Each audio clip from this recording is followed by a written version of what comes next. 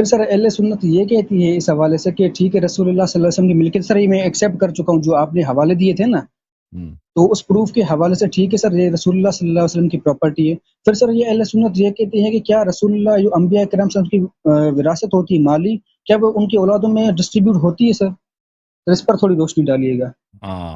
تو دیکھیں، جب حضرت زہرا سلام اللہ علیہ نے، پہلے تو بات تو یہ ہے کہ رسول اللہ صلی اللہ علیہ وسلم نے اس کو اپنے فدق کو اپنے حیات میں زہرا سلام اللہ علیہ کو سپرد کیا تھا، ملکیت دی، اور وہاں پہ حضرت زہرا سلام اللہ علیہ کے وہ کلاتے وہ فدق کو چلاتے تھے، لیکن حضرت زہرا سلام اللہ علیہ اس کی ساری آمدنی وقف کی تھی، یعنی سپرد کیا تھا رسول پاک صلی اللہ علیہ وسلم، اور رسول پاک صلی اللہ علیہ وسلم اس فدق کے آمدنی سے فقراء کو، غرباء کو، مسلمین کے لشکر کے خرچے ہوتے تھے، ان کے امور چلانے میں وہ، کیونکہ اس کی آمدنی بہت زیادہ تھی، اس سے وہ چلاتے تھے، اور اس سے اپنے اہل خانہ کا بھی کچھ اگر مدد کرنا چاہتے تھے کرتے تھے۔ تو یہ سلسلہ کار تھا رسول پاک صلی اللہ علیہ وسلم کی حیات طیبہ میں، یعنی وہ ملکیت پیغمبر صلی اللہ علیہ وسلم کی تھی ابتدا میں، انہوں نے اپنی حیات میں تملیک کیا تھا، ہبہ کیا تھا، دے دیا تھا، سپورٹ کیا تھا، کس کے؟ زہرا سلام اللہ علیہ کے لیے۔ لیکن زہرا سلام اللہ علیہ نے اس کی آمدنی اپنے والد کے لیے چھوڑ دیا تھا کہ جیسے وہ چاہیں وہ اس پہ تصرف کر دیں۔ تو جب ابو بکر نے خلافت سنبھالا ہے تو ابو بکر نے زہرا سلام اللہ علیہ کے جو وکلاء تھے، جو کارندے تھے، وہاں اس فدق کو چلا، ان کو وہاں سے نکال دیا تھا، انہوں نے خود قبضہ کیا تھا۔ تو پھر حضرت زہرا سلام اللہ علیہ نے کہا تھا کہ فدق ہماری ملکیت ہے، امیر المومنین علیہ السلام نے کہا تھا فدق ہماری ملکیت ہے، رسول اللہ صلی اللہ علیہ وسلم نے ہمیں دی تھی۔ تو ابو بکر مان گیا تھا، ابو بکر نے سند بھی لکھ کے دیا تھا۔ پھر جب حضرت زہرا سلام اللہ علیہ مسجد سے واپس نکلی ہیں تو عمر نے وہ کہا کہ یہ کیا ہے؟ کہا کہ یہ سند ہے جو میں ابو بکر نے لکھ کے دیا کہ فدق آپ کی ہے۔ تو اس نے وہ پاڑ دیا تھا، چیر دیا تھا۔ تو پھر اس نے، عمر نے جا کے ابو بکر کو ڈانٹا تھا کہ تم نے یہ کیوں واپس کر دیا؟ تو یہ اگر ان کے پاس پیسے آ جائیں تو پھر ہم یہ سب لوگ، کیونکہ اکثر لوگ اسی کی اتباع کرتے ہیں، اسی کے پاس آ جاتے ہیں دنیا والے، جس کے پاس پیسے زیادہ ہیں، اگر ان کے پاس پیسے ہوئے تو پھر ان کا مقابلہ نہیں کر سکو گے، تم علی علیہ السلام کا مقابلہ نہیں کر سکو۔ تو وہ پھر بچتا گئے تھے۔ پھر انہوں نے کہا تھا کہ نہیں، ہم آپ کی ملکیت کو نہیں مانتے کیونکہ یہ آپ کو نہیں دیا تھا۔ تو پھر اس کے بعد زہرا سلام اللہ علیہ نے مطالبہ کیا تھا ارثیے کے طور پر کہ یہ میری میراث ہے، اگر ملکیت نہیں ہے تو، کیونکہ یہ سب کو پتہ ہے کہ رسول پاک صلی اللہ علیہ وسلم کی ذاتی کیا تھا، ذاتی وہ ملکیت ہے، تو لازمی بات ہے ان کی اور بیٹی نہیں ہے، ایک بیٹی ہے دنیا میں، تو یہ ساری میری ملکیت بنے گی پھر۔ تو اس وقت ابو بکر نے ایک حدیث نقل کیا تھا، ان معاشر الانبیاء لا نورث ما ترکنا صدقہ، اور یہ حدیث جھوٹی حدیث ہے، یہ افتراء ہے رسول پاک صلی اللہ علیہ وآلہ وسلم پر۔ اس کے کئی دلائل ہیں، دلائل اس کے کئی ایک ہیں۔ آپ کی خدمت میں عرض کروں کہ ایک دلیل وہ یہ ہے کہ خود ابو بکر نے اس حدیث کو جھٹلایا ہے، ابو بکر نے خود اس حدیث کو جھٹلایا ہے۔ یہ کتاب ہے مسند احمد ابن حنبل بتحقیق الشیخ احمد محمد شاکر، جزء اول، چاپ دار الحدیث بالقاہرہ، یہاں پر صفحہ نمبر 171 میں حدیث نمبر 14، حدیث نمبر 14 اسناد صحیح، یہ صحیح الاسناد ہے۔ اچھا، روایت کرتے ہیں ولید ابن جمیع سے، وہ ابو طفیل سے، لما قبض رسول اللہ صلی اللہ علیہ وآلہ، جب رسول پاک صلی اللہ علیہ وآلہ وسلم کی وفات ہو گئی ہے، ارسلت فاطمۃ الی ابی بکر، رسول حضرت زہرا سلام اللہ علیہ نے ابو بکر کو پیغام بھیجا، انت ورثت رسول اللہ صلی اللہ علیہ وآلہ ام اہلو، کیا آپ کو رسول پاک صلی اللہ علیہ وآلہ وسلم سے میراث ملتی ہے یا اس کے اہل بیت کو؟ فقال لا بل بل اہلو، ابو بکر کہا نہیں، مجھے میراث نہیں ملتا، بس اس کے اہل کو ارث ملتا ہے، اس کے اہل کو ارث ملتا ہے، ٹھیک ہے نا۔ تو پہلی بات یہ ہے کہ ابو بکر نے خود ابتدا ہی میں اپنے آپ کو جھٹلایا کہ اہل بیت ارث رسول پاک صلی اللہ علیہ وسلم سے ملتا ہے، ابو بکر کو نہیں ملتا، اس کے اہل کو ملتا ہے۔ اچھا، فَأَيْنَ سَهْمُ رسول اللہ صلی اللہ علیہ وآلہ وسلم، تو ابو بکر رسول زہرا سلام اللہ علیہ نے کہا کہ رسول پاک صلی اللہ علیہ وسلم کی ملکیت پر دے دو ہمیں، کیونکہ اس کے اہل کو ملتا ہے۔ فقال ابو بکر نے کہا انی سمعت رسول اللہ صلی اللہ علیہ وآلہ، میں نے رسول پاک صلی اللہ علیہ وسلم سے سنا ہے ان اللہ عز وجل اذا اطعم نبیا طعمة ثم قبضه جعله للذي يقوم من بعده، کہ اگر اللہ تعالیٰ کسی نبی کو کوئی مال عطا کرتا ہے تو وہ اس کے بعد اس کے قائم مقام کی ملکیت بن جاتی ہے. فرأيت ان ارده على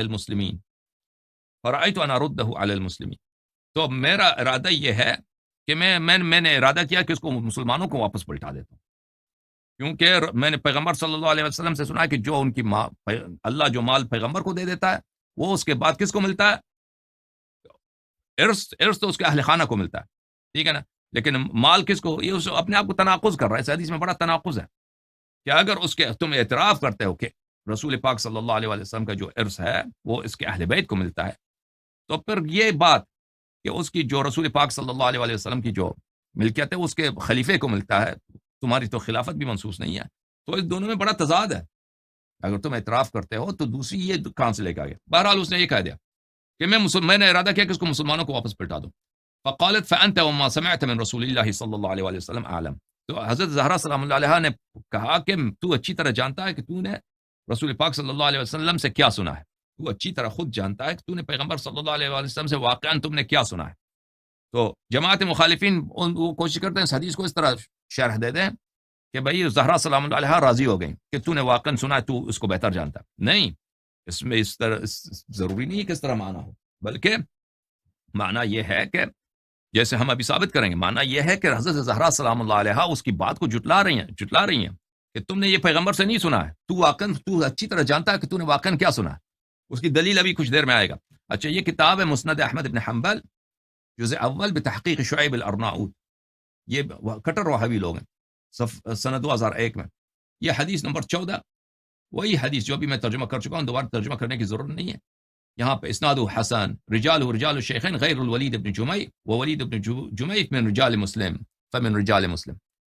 کہتے ہیں اس کی سند حسن ہے کیونکہ یہ وہابی ہے.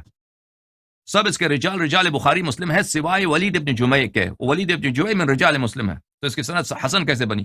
پر یہ حدیث صحیح ہے بشرط مسلم، کیونکہ اس کے سب رجالی بخاری مسلم کے ہیں سوائے ولید بن جمعی جو بخاری کے نہیں مسلم کیا. تو پھر یہ سند صحیح ہے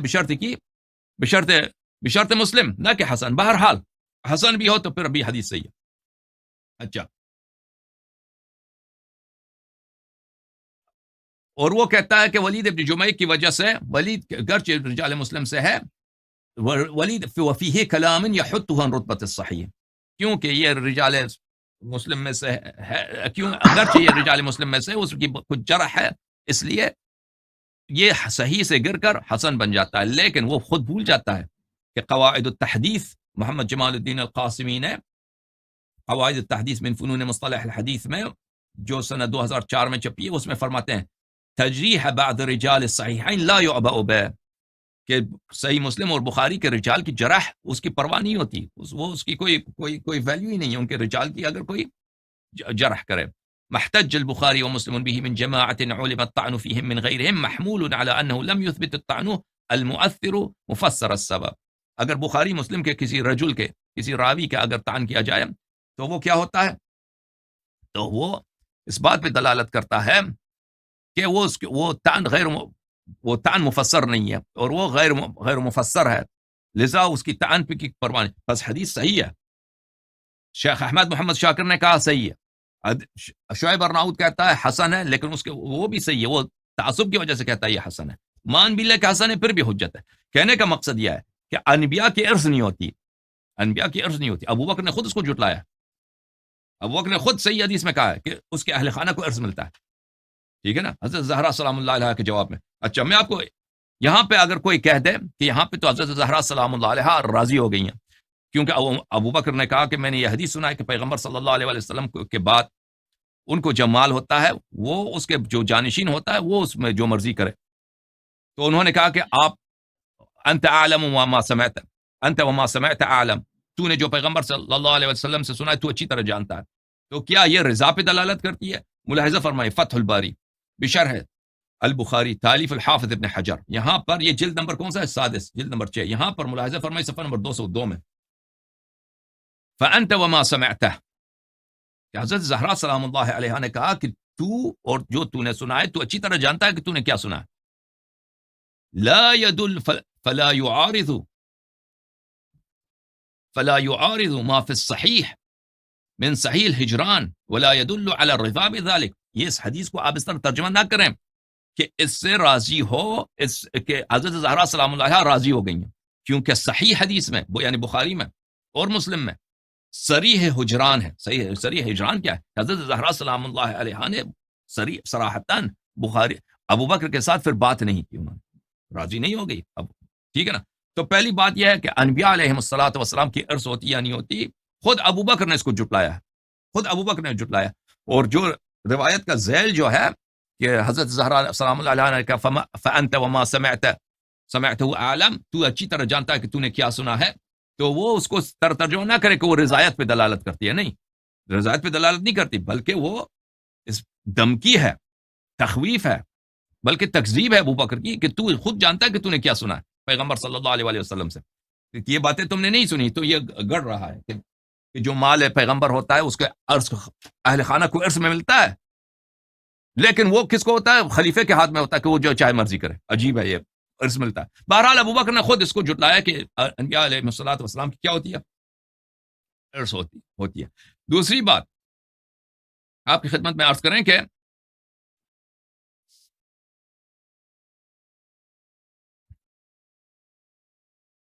دوسری بات یہ ہے کہ رسول پاک صلی اللہ علیہ وآلہ وسلم نے صحیح حدیث میں فرمایا ہے کہ ان اللہ یغضب لغضبک ویرضی لرضاک. حضرت زہرا سلام اللہ علیہا کے رضا سے اللہ راضی ہوتا ہے، ان کے غضب سے اللہ غضبناک ہوتا ہے. اور یہ بھی فرمایا کہ میں راضی ہوتا ہوں حضرت زہرا سلام اللہ علیہا کے رضا سے، اور مجھے اذیت ملتی ہے حضرت زہرا سلام اللہ علیہا کی اذیت سے. ملاحظہ فرمائیے کتاب المصدق علی الصحیحین للحاکم النیشابوری جزء ثالث شاب دار الفکر، یہاں پہ ملاحظہ فرمائیے حدیث صفحہ نمبر 364 میں حدیث نمبر 4789 میں بلی اس کے متعلق عن علی علیہ السلام، علی علیہ السلام سے روایت ہے کہ قال رسول اللہ صلی اللہ علیہ وآلہ، کہ رسول پاک صلی اللہ علیہ وسلم نے کہا فاطمہ زہرا سلام اللہ علیہا سے، ان اللہ یغضب لغضبک ویرضی لرضاک. اللہ تعالیٰ تیرے غضب سے غضبناک ہو جاتا ہے اور تیرے رضا سے راضی ہو جاتا ہے. ٹھیک ہے نا. اور فرمایا کہ یہ حدیث صحیح السند ہے. اچھا، اب اللہ آپ کا بھلا کرے، اسی حدیث کو طبرانی نے المعجم الکبیر میں روایت کیا ہے. المعجم الکبیر للطبرانی الجزء الاول چاپ مکتبۃ ابن تیمیہ، یہاں پہ صفحہ نمبر 108 میں حدیث نمبر 182 عن علی رضی اللہ عنہ قال رسول اللہ صلی اللہ علیہ وآلہ لفاطمہ رضی اللہ عنہ ان اللہ یغضب لغضبک ویرضی لرضاک. اللہ تعالیٰ آپ کے غضب سے غضبناک ہوتا ہے، آپ کی رضا سے راضی ہوتا ہے. اچھا، فی ہامش الاصل، جو اصل کتاب ہے مؤلف کا یعنی سلیمان ابن احمد الطبرانی، اس سلیمان نے کہا ہے کہ ھذا حدیث صحیح الاسناد. طبرانی نے فرمایا کہ حدیث صحیح الاسناد ہے. وروی من طرق عن علی علیہ السلام، اور یہ کئی طرق سے مروی ہے علی علیہ السلام سے. ورواہ الحادث عن علی وروی مرسلا، حارث نے بھی روایت کی اور مرسل بھی روایت ہوئی ان سے. وهذا الحديث احسن شيء رايته واحسن اصح اسناد قراته، یہ دنیا میں بہترین حدیث ہے اور صحیح ترین سند ہے جو میں نے اپنی زندگی میں دیکھا. اتنا بڑا محدث، یہ بہترین حدیث ہے اور صحیح ترین سند ہے جو میں اس کو لے کے آیا ہوں. اچھا، اب جب آپ نے دیکھا کہ یہ اس طرح ہے کہ حضرت زہرا سلام اللہ علیہا کے رضا سے اللہ راضی، ان کے غضب سے اللہ غضبناک. تو ملاحظہ فرمائیے ایک اور حدیث آپ کی خدمت میں پیش کرتے ہیں.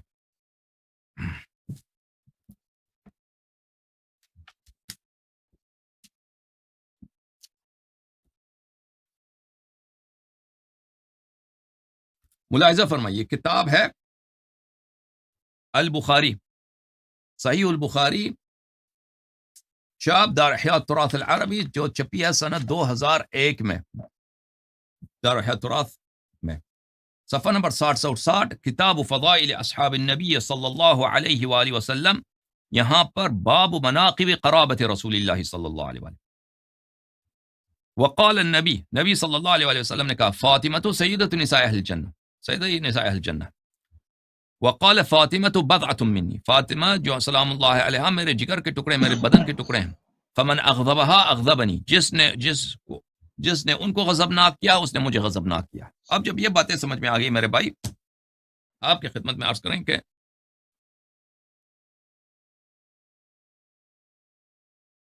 حدیث ملاحظہ فرمائیے کہ یہ حدیث کیوں جھوٹی حدیث ہے.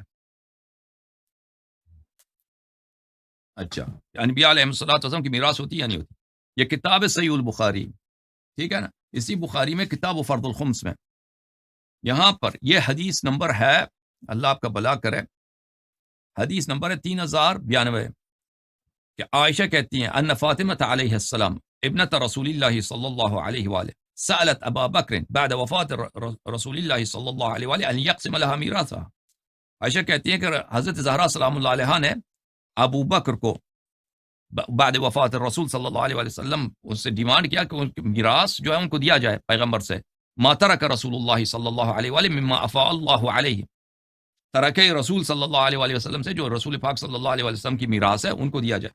اچھا، فقال لها ابو بکر، ابو بکر نے کہا کہ ابو بکر نے ان کے جواب میں کہا ان رسول اللہ صلی اللہ علیہ وآلہ قال لا نورث ما ترکنا صدقہ، رسول اللہ صلی اللہ علیہ وسلم نے تو یہ کہا ہے کہ ہماری میراث نہیں ہوتی ہے، ہم جو چھوڑتے ہیں وہ صدقہ ہوا کرتا ہے. ما ترکنا صدقۃ، ہمارا ترکہ صدقہ ہوتا ہے.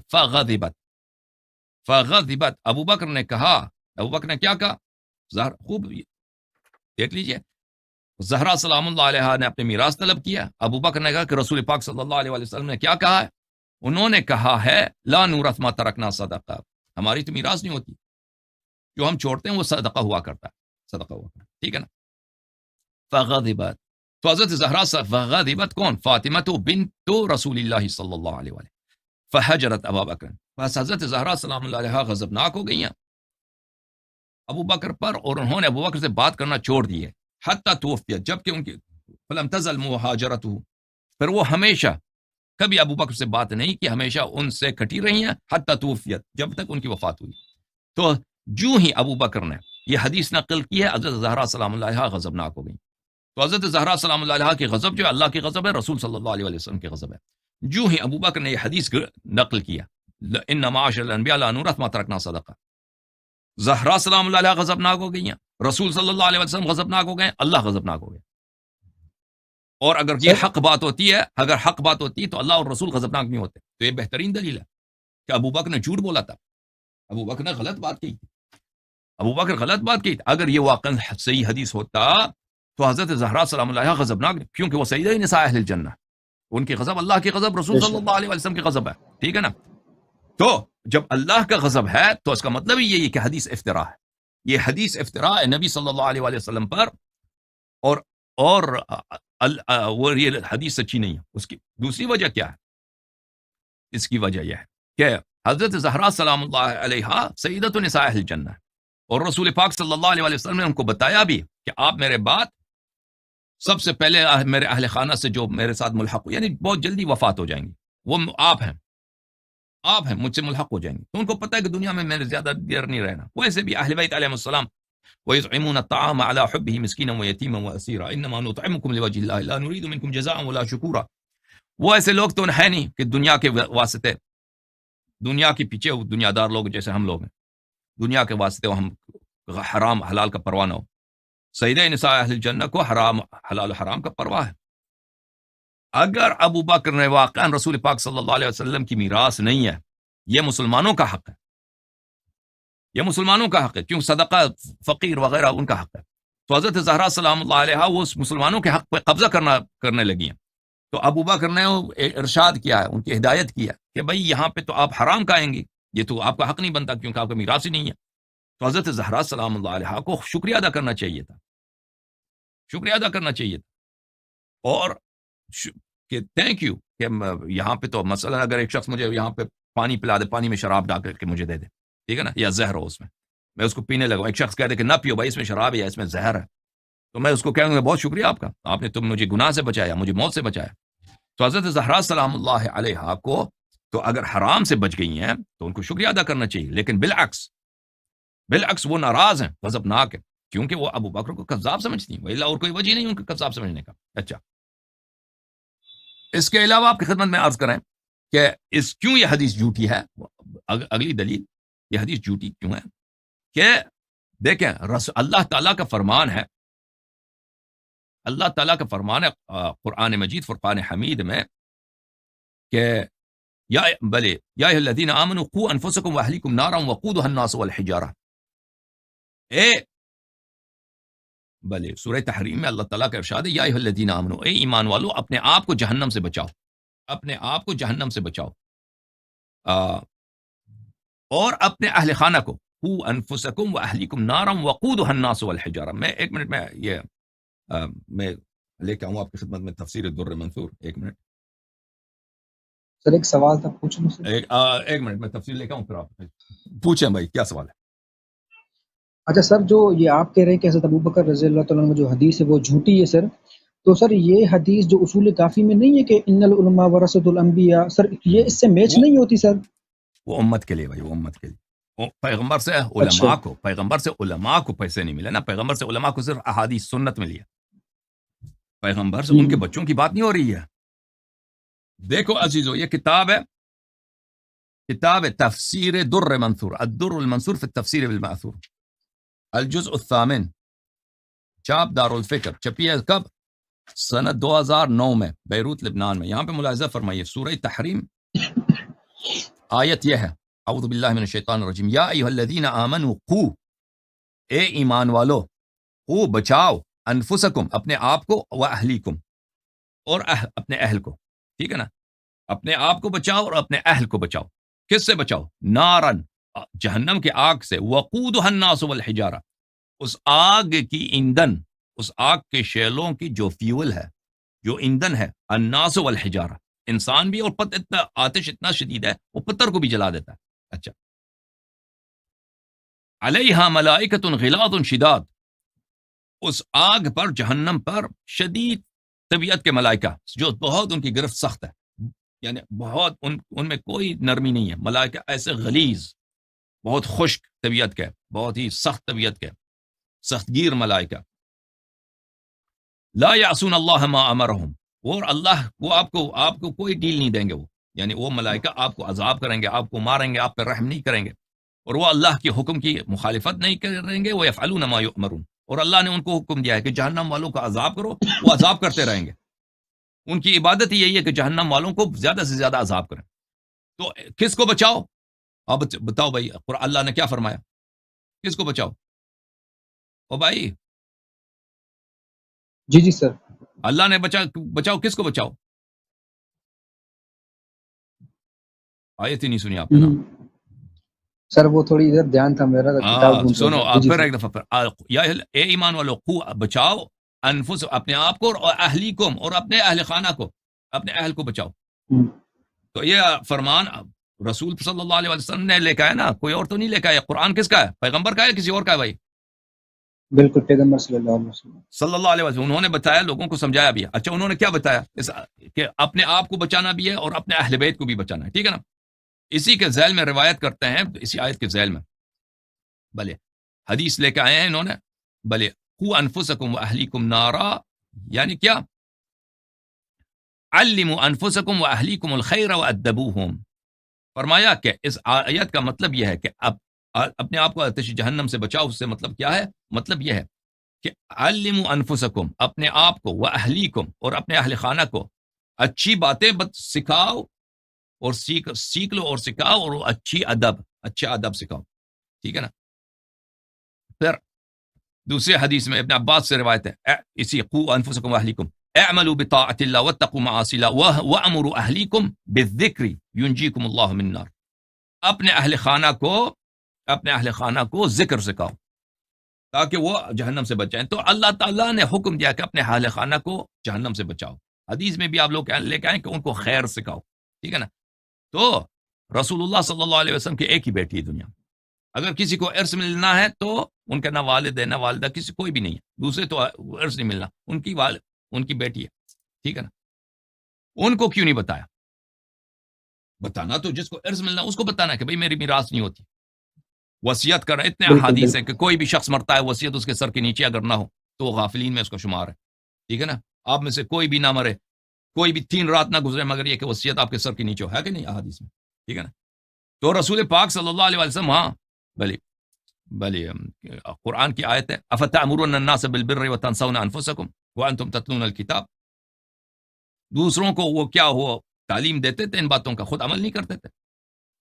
سب لوگوں کو احکام سنایا. ابو بکر کو کوئی میراث نہیں ملنے والا، کوئی میراث نہیں ملنے والا ابو بکر کو، کیونکہ وہ نہ رشتہ دار کچھ بھی نہیں، اجنبی آدمی.